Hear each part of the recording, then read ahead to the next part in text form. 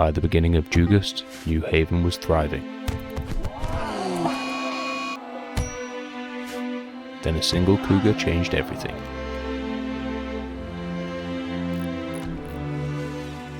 The 3 survivors began with what little remained of the crash: steel, medicine, weapons, and each other.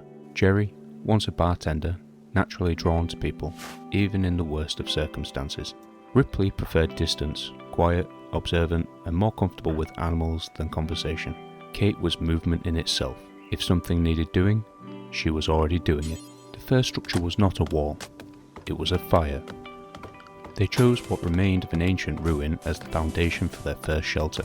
There was no planning for comfort, only survival before nightfall. Their roles had already begun to form, not assigned, but chosen by necessity. Even in survival, moments of normality began to appear. Meals, conversation, routine. By the first night, there were no longer just 3 survivors in the wilderness. They had begun to carve out a place that they could call home. And as the days passed, survival slowly became routine. In the early days of the settlement, even the smallest connection carried weight. For Jerry and Ripley, that connection quickly became something more. Before the colony had walls, it already had relationships that would shape its future. New Haven was beginning to take shape, but survival has a way of revealing how fragile beginnings truly are. Not all threats come from raiders, some come from the land itself. The first wound to New Haven was small. In the early days, even minor injuries demanded attention. There was no margin for neglect. With time, survival became identity. The settlement became New Haven, and its people the Commonwealth. Not all developments in New Haven were shaped by survival alone. As the settlement grew, Ripley discovered she was pregnant. Some futures, it seemed, were being built even as New Haven itself was taking shape. Slowly, New Haven began to grow, not as a camp, but as a settlement. And then came the first true test of defense.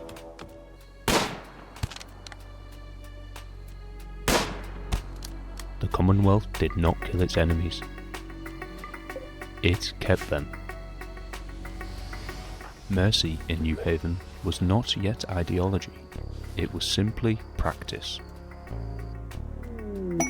Not all arrivals were hostile. Some brought requests.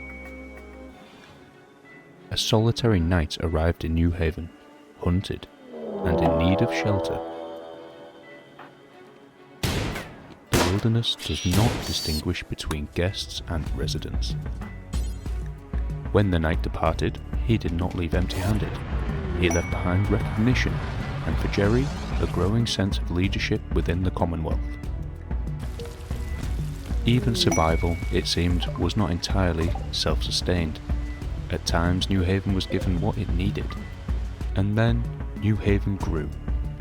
The first prisoner became the first recruit. The Commonwealth was no longer surviving. It was expanding, and expansion always demands a price.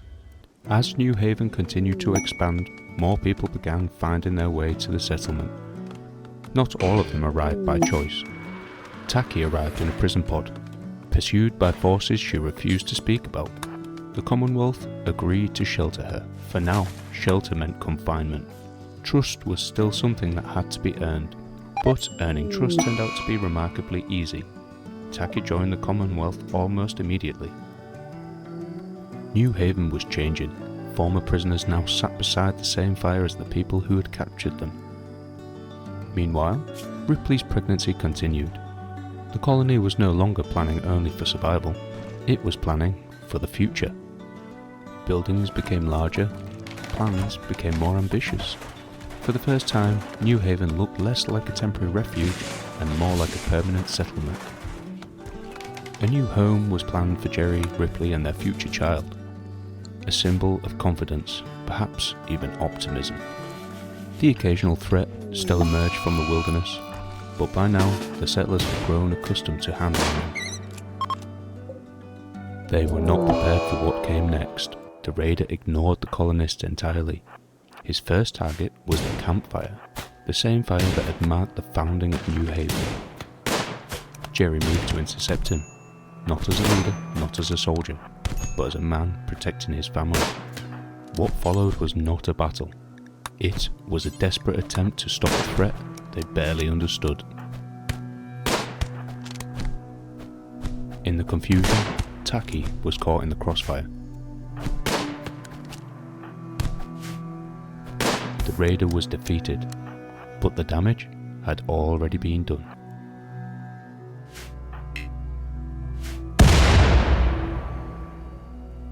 Jerry's injuries were severe.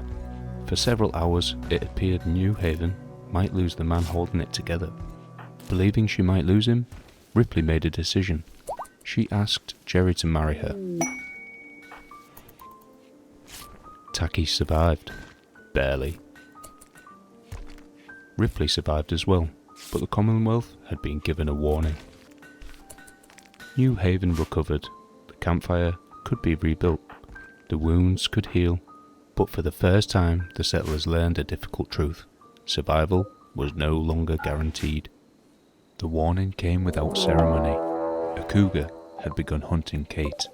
New Haven had barely begun to recover. Now another threat had arrived.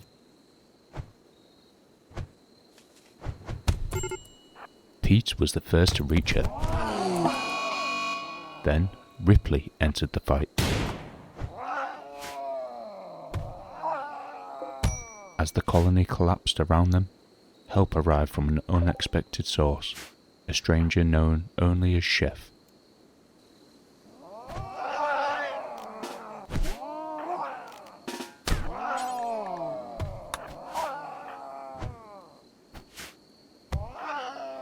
Despite her injuries, Ripley tried to return to Kate.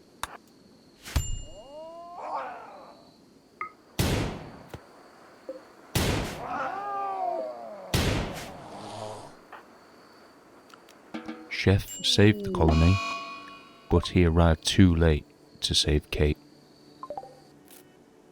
For several hours, New Haven existed on the edge of collapse.